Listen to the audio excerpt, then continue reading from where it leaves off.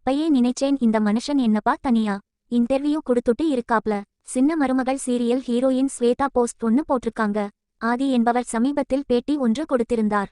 அதில் தான் ஸ்வேதாவின் கணவர் அப்படின்னு அவர்களுடைய காதல் கதை இதுதான் என்றும் குறிப்பிட்டு பல விஷயங்கள் பேசியிருந்தார். பல பேர் நினைச்சாங்க அந்த பொண்ணு பிரபலம் ஆகிட்டானால இந்த பையனை கழட்டிவிட்டுருக்கோ அப்படின்னு ஒரு பக்கம். இன்னொரு பக்கம் இந்த பையன் பயந்து உடனே எல்லா விஷயத்தையும் சொல்லிடணும் அப்படின்னு ஒரு பக்கம். இந்நிலையில் அந்த பேட்டி குறித்து ஸ்வேதா தற்போது அவருடைய இன்ஸ்டாகிராம் பக்கத்தில் பதிவொன்றை பதிவிட்டிருக்கிறார்.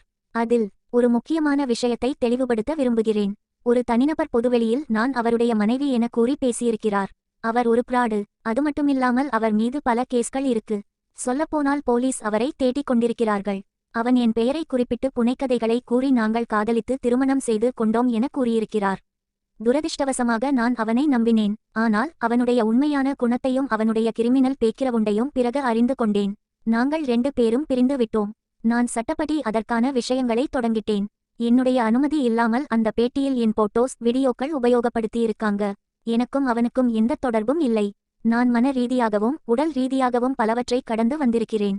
எல்லாத்தையும் தனியாக ஹேண்டில் செய்கிறேன். இந்த இக்கட்டான சூழலில் என் குடும்பம் எனக்கு பக்கபலமாக இருக்கிறது. அதனால் தயவுசெய்து எல்லாரையும் கேட்டுக் கொள்கிறேன், யாரும் தேவையில்லாத டிராமாவையும் வதந்திகளையும் ஆதரிக்காதீர்கள். என்னுடைய சூழலை புரிந்து கொள்ளுங்கள். உங்களுடைய ஆதரவுக்கு நன்றி அப்படின்னு சொல்லிருக்காங்க.